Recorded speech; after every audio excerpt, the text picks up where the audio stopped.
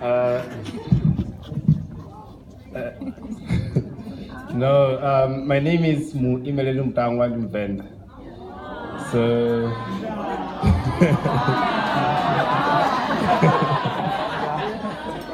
um, I'm currently doing my master's in chemical engineering. And the China thing, I was presenting my mathematical model there, and it was fun. And also, there are a couple of things a couple of projects that I've done.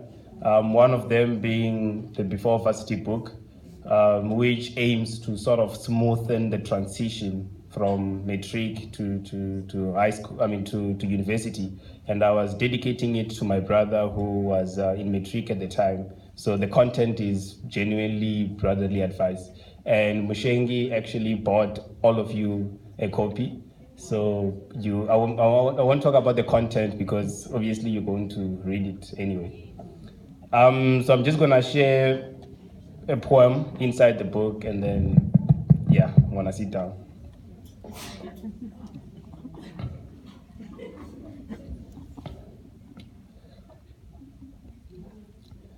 Imagine if clouds had commitment issues and decided to hold on to the raindrops.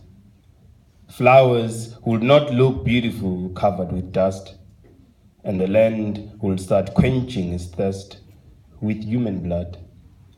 Imagine if seasons were afraid of change and decided to hold on to winter year after year. Flowers would lose their motivation to blossom and crop tops would be out of fashion. Imagine if the sun sometimes gets hangover and decided not to rise in the morning. You wouldn't have called her sunshine, since sunshine would not be loyal. Imagine if water was sometimes too stubborn to flow. We would have a difficult time drinking it.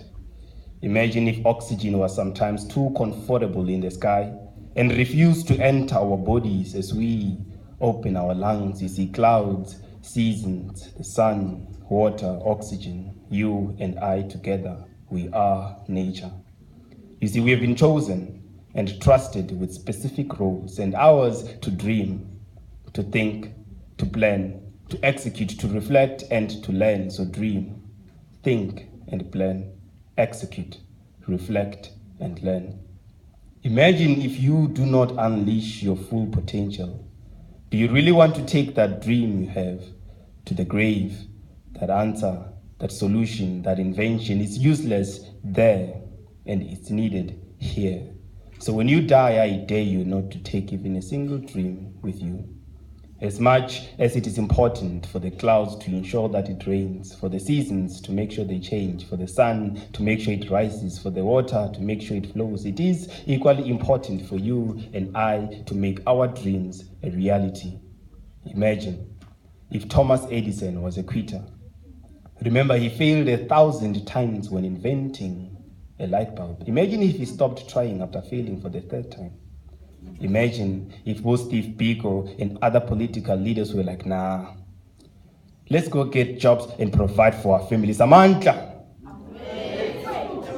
Imagine if they didn't fight for freedom, the one we misuse sometimes. Clouds, seasons, sun, water, oxygen, you and I together, we are nature. We've been chosen, trusted with specific roles and ours to dream, to think, to plan, to execute, to reflect, and to learn.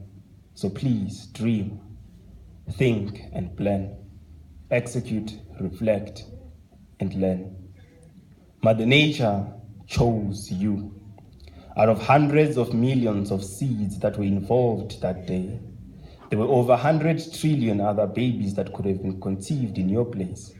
But Mother Nature personally handpicked you because she trusted you with that dream she gave you, and you became a seed that day. Planted in the fertile soil of your mother's womb, you germinated to the surface of the earth the day you were born. Imagine if your mother was stingy and decided to keep all the love and the breast milk to herself. Maybe she was, but somehow you were watered with the necessary food for the body, education for the mind, the word for the spirit, and you grew. You have grown, and the world is hungry, waiting for you to start bearing fruit. You see, your Creator expects more from you. The world expects something from you. Imagine a world where all of us have unleashed our full and true potential. Just imagine a world where all of us are the best we can possibly be. Imagine the promised land.